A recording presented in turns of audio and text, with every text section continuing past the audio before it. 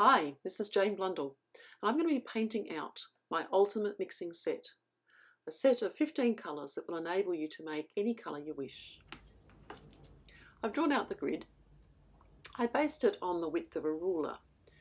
Each square is just 5 centimetres high, a ruler wide. It makes it easy to draw them up.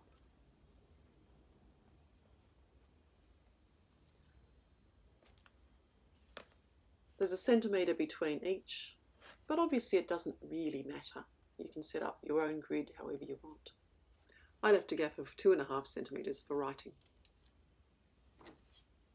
This is a Pilot twin pen. It's completely waterproof. It's called a twin marker. One end has a very fine tip and one end has the broad tip. I'm going to use it to create a line to test how opaque or transparent each colour is.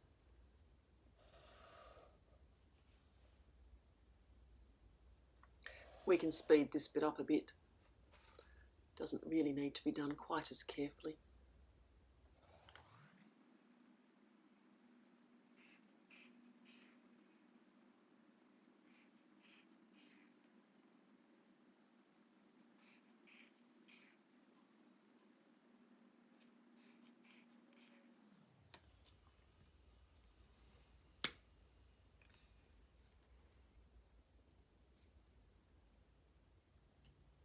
I'm going to use a Raphael 0408 size 4 Sable. It's not a very big brush, but it's very workable for this sort of thing, and I'll show a number of others as well. First of all, I just wet the upper part of the swatch, only the top third. You only need a small amount of paint to start off this process. What you want to see is how the paint is going to react to the damp paper. Be really careful when you're using a nice Sable brush that you roll it in the paint rather than digging it in and destroying the point of the brush.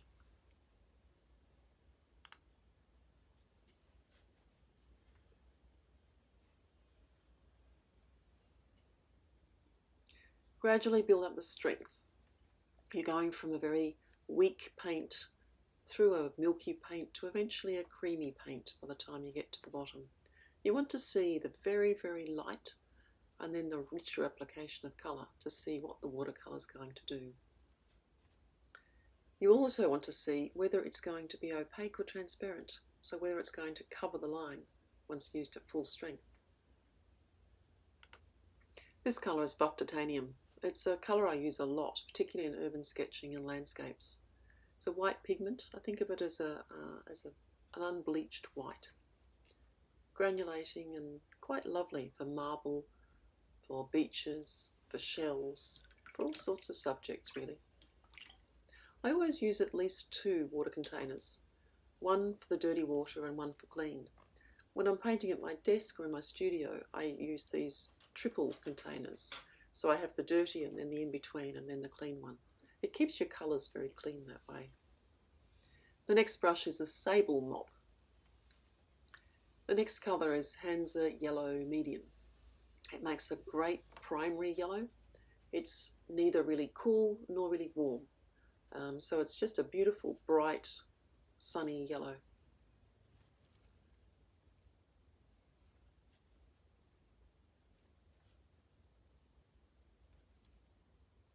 This is a very clean mixing colour. It will make bright greens, but also beautiful bright oranges, particularly with a warm red.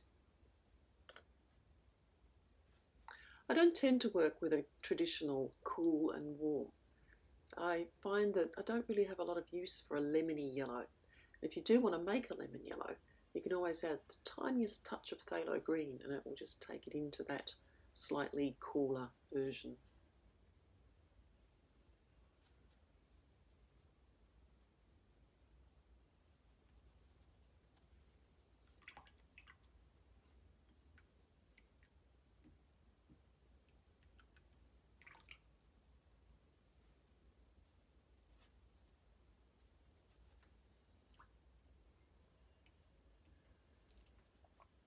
The next colour is quinacridone gold.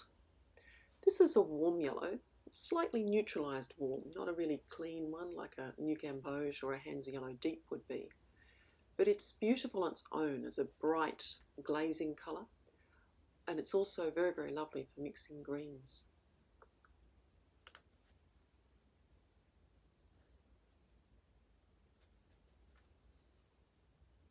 I'm working with the Sable mop.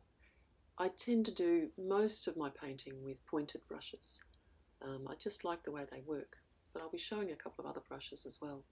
And I do like natural hair brushes. The Sables and the Squirrels just hold the paint beautifully. They lay it down very evenly. Synthetic brushes are very useful for lifting out. They can pick up the paint very well. I like natural hair bristles for laying it down.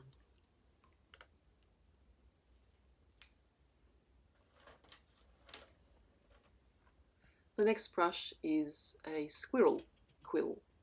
This is a Raphael 803 series. Squirrel brushes are much softer than Sable. They feel different, and it's always worth testing out to see which you prefer to use. The next colour is Pyrrole Scarlet. This pigment is my favourite for a warm red. It's really vibrant, it mixes beautifully, and it flows very, very well. I much prefer it to using cadmium reds.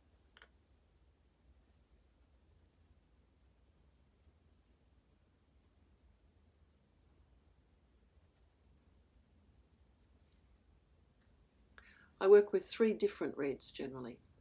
One of them is a warm, and the other 2 are cool, and they all work for different sorts of mixes. This one's perfect to mix with a Hansa Yellow medium to make beautiful bright oranges.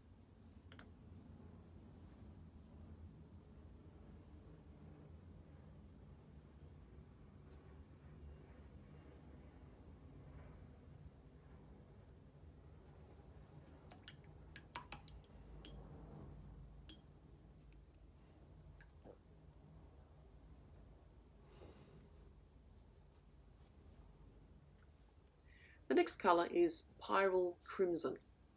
This is a really rich, lovely crimson colour. Much, much better than alizarin crimson because this has a higher light fast rating. Alizarin crimson is one of those colours that's just best avoided, even though it's protected in a sketchbook. If you ever want to use it for something that gets framed, it's just going to fade over time. This is made with a pigment called PR, which is pigment red, 264, and I'll talk more about pigments later. Very, very rich, useful on its own, but also amazing as a mixing colour, particularly when mixed with phthalo green.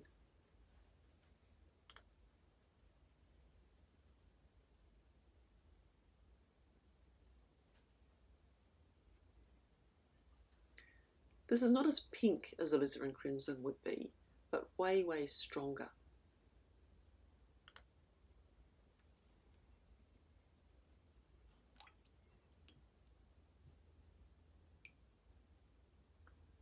The next colour is quinacridone Rose.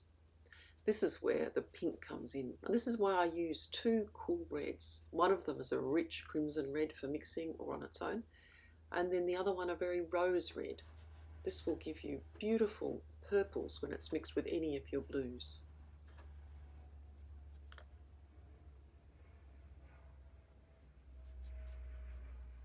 It's also nice as a portrait colour if it's used carefully. And it will make lovely oranges with Hansa Yellow medium.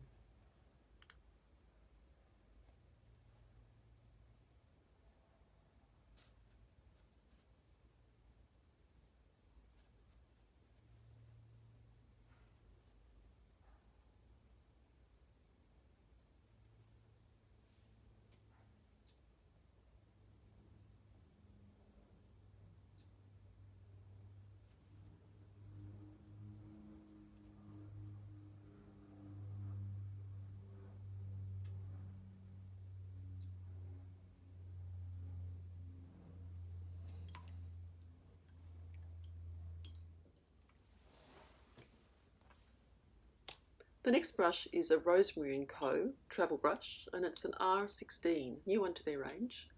It's a 3/8 of an inch dagger brush. Dagger brushes are quite different to use. They have a triangular shape. They can be used either for fine detail with their very tip, or the broad face can be used to do larger washes, or they can be used to do more interesting effects, sort of zigzags and random marks and so on. They take a bit of getting used to, but some of my students use nothing else. The colour is ultramarine. This is such a beautiful warm blue, bit of granulation. It's great for mixing purples with the quinacridone rose. It's fantastic for making beautiful realistic greens with various yellows. It's lovely for the sky. It's just a beautiful blue. I thought about fast forwarding a lot of this rather repetitive painting out, but I thought it's actually sometimes useful to see it done in real scale. You just see that it does take a bit of time. You can take a bit of care if you want to. So I've deliberately gone and left it at real time.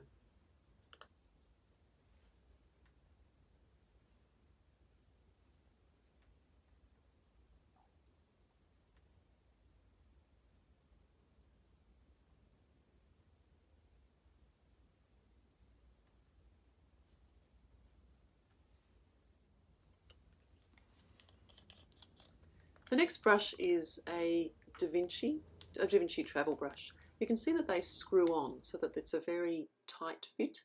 It's a Casaneo size 10, but in a dagger shape. New this year. Casaneo is a synthetic squirrel hair. The next colour is Cerulean. This is Cerulean Chromium. There are two versions commonly used for Cerulean. One of them is Cerulean using a pigment PB35. This one's a PB36 and it's richer, a little bit cooler. It's a granulating colour, as is ultramarine, and both of them can be lifted off the page. They're not staining. As a combination, they're fantastic for skies because they'll create either the warm or cool of a sky anywhere in the world. You can just vary how much water or how much grey you choose to add.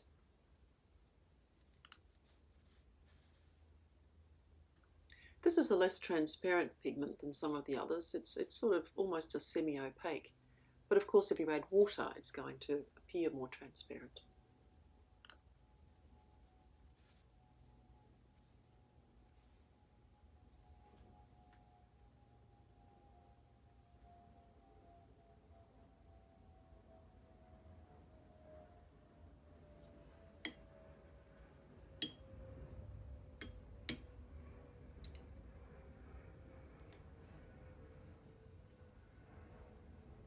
I'll switch back to the Sable. I just love pointed Sable brushes.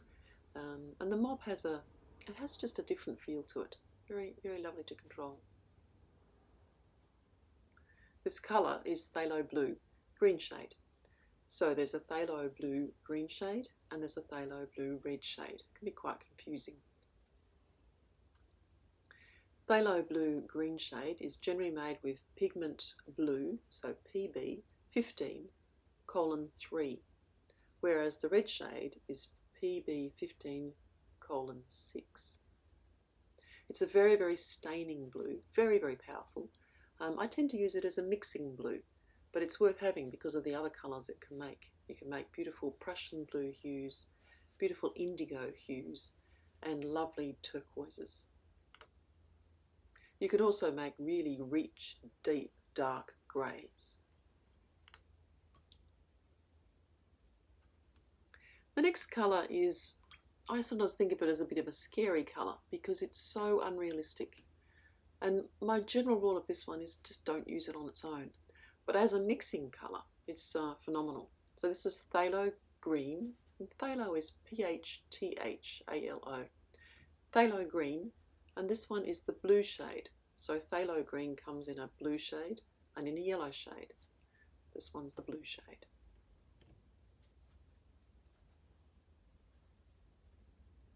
It's another powerful colour, just like its partner phthalo blue. These two are very staining and very strong. They both are great for mixing and you probably don't go through them very quickly in your palette. It will mix with a crimson to make an extraordinary range of colours, including a black.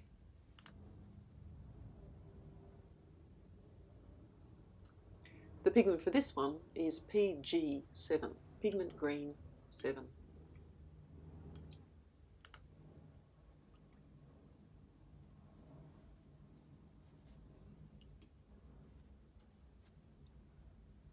The next colour is goethite, also called brown ochre. I really love this one. It's very, very granulating, and you'll get more granulation if you put it onto damp paper. So I've dampened it a little bit more, and you can see how the colour starts to create this interesting texture. It's so useful for creating the texture of stone, sandstone in particular, and of beaches, and of many of the materials that you might be painting in urban sketching. I also like this colour for the way it works with other earth colours and to create interesting earth triads. It's made with PY, pigment yellow 43, which is the same pigments that's found in yellow ochre.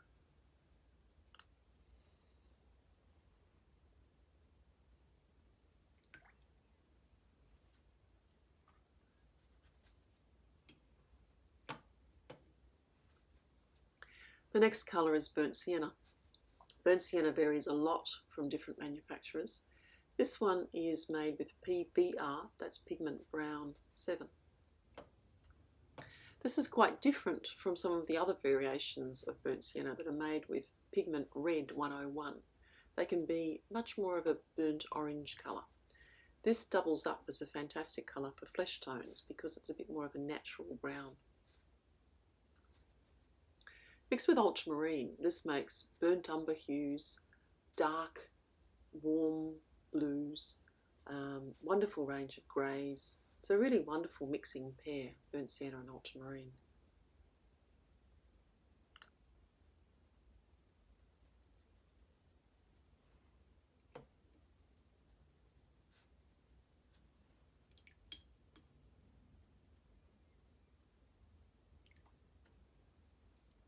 The next colour is Indian red.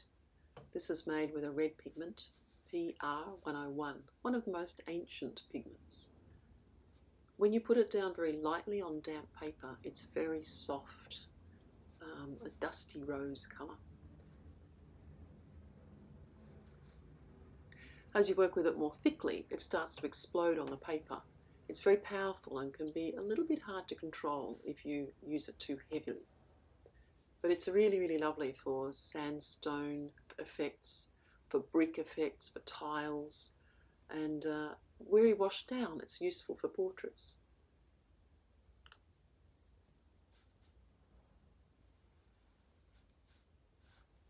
It's one of the most opaque watercolours. It's one of the very few that actually is opaque. So if I wanted to, I could go this strong enough to cover up that line completely.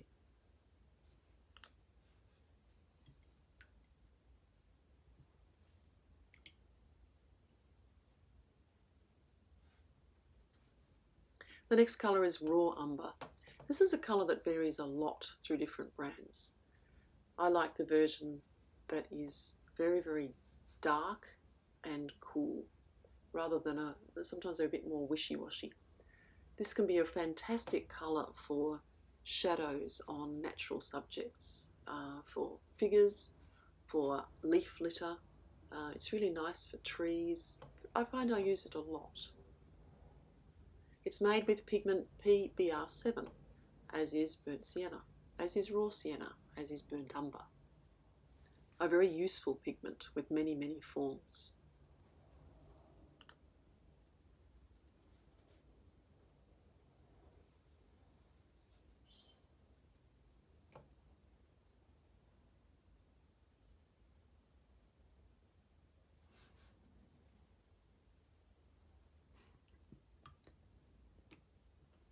You can see how dirty my dirty water is getting, but the clean water is still clean. It's an important thing to think about when you're working with watercolour. The last colour is Jane's Grey. This is a mixture of ultramarine and burnt sienna, and they're mixed up to make a colour that is just on the blue side of a neutral grey.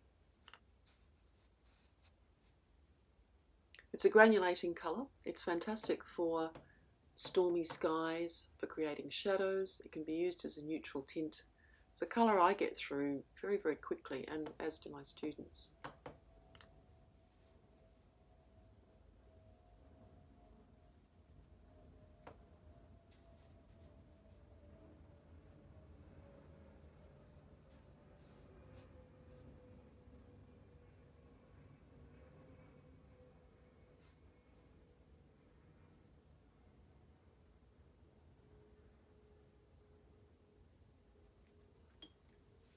I wanted to show something a little bit strange though. Here it is, and then it's gone. You can't do that with Payne's Grey. One of the things about this is that it's liftable or non-staining. So using a bit of paper towel and a damp brush, I'm going to pretty much remove it. The version I painted was one I'd made myself before it was available as a tube from Daniel Smith. So I thought I'd lift off that version and paint it with the one from the Ultimate Mixing palette that came out last year. Using just a firm brush, you can keep on removing till it's completely gone if necessary. I didn't need to with this one because I'll be painting over the top of it, but you can see how much of it is now gone.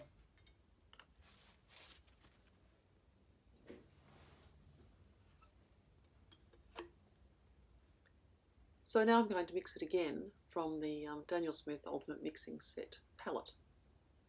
This is one I've jiggered a little bit. I actually took the pans out and put the colours directly into the spaces, so there's nothing to fall out and nothing to move around.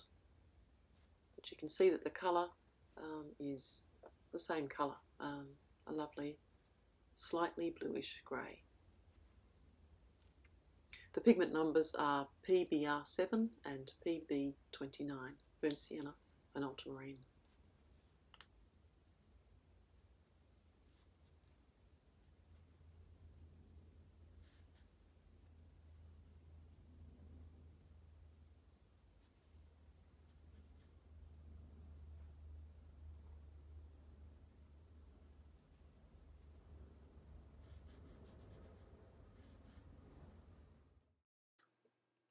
So there they all are painted out. And then once dry, we're going to do the next stage, and that's to see how liftable each colour is. I'm using a scrubber brush. They're made by Dick Blick and some of the other companies. They're a synthetic brush, quite firm. You have to be quite careful with them. And they'll actually scrub out or scrub off the colour. This is a really important thing to test on the paper you're using. I'm using here a 300 GSM Arches medium paper, and so everything that I'm testing is to see how it works on the paper that I prefer to use where possible when I'm doing my paintings. You see that some of the colours lift right off and some of them leave some degree of stain, and I think about it as being rated 1, 2, 3 and 4, where 1 is non-staining, such as the buff titanium, and 4 is very staining, such as the phthalos, as you'll see.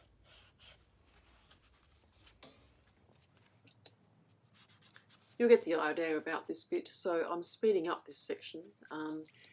It's really important to just work out what the colours will do so that you know what you can do with them.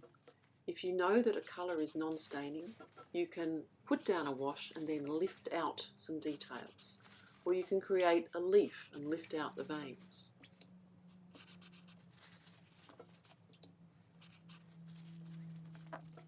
Staining pigments will still come off to some degree, but you can see that the phthalo blue and phthalo green have definitely left a mark compared to the goethite, which lifts off pretty much completely.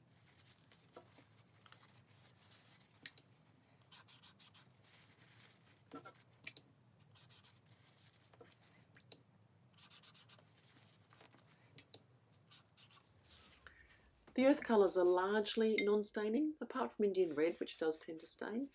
And as you saw before, Jane's grey can be lifted off completely when it's wet. Once dry, it'll tend to stain a little bit, particularly on this paper.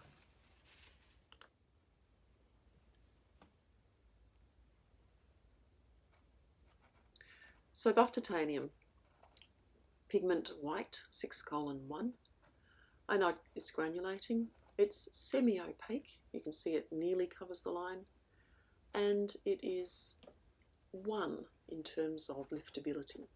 Not a word, but I use it. So 1, 2, 3 and 4 is how I'm rating it. This is not necessarily the information that you would see on a website. I'm looking at how these colours behave on this paper. Hands Yellow Medium, PY97, non-granulating, semi-transparent, and I've rated it 2 for staining on this paper. Quinacridone Gold, this is the genuine quinacridone gold because I still have some. Granulating, transparent, and I've rated it 2 for this paper. Pyrrole Scarlet, PR255, non-granulating and semi-transparent, and it's staining a bit. I'm going to give it a 3.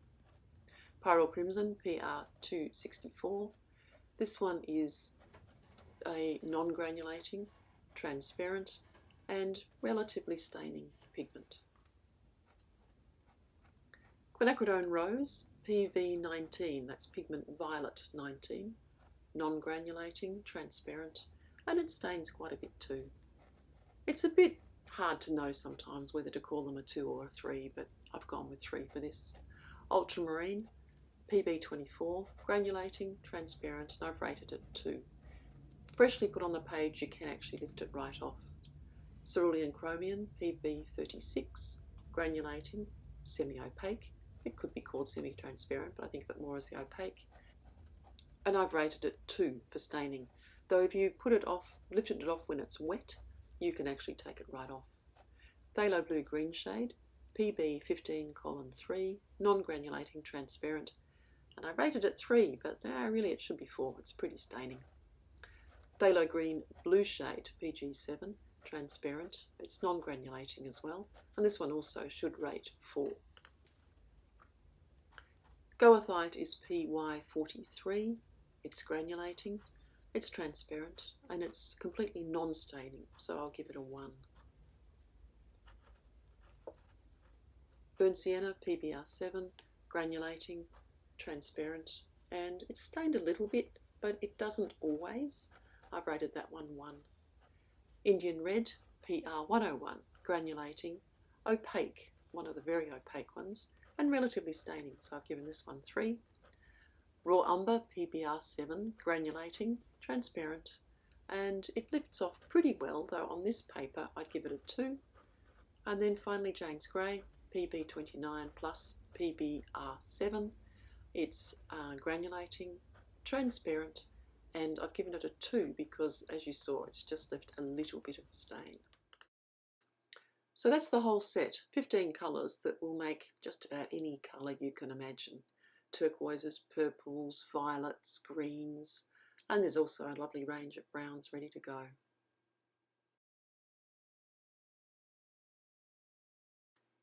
I hope you've enjoyed that paint out. You can find more information on my website, including the information on the book I created using this 15 colour set.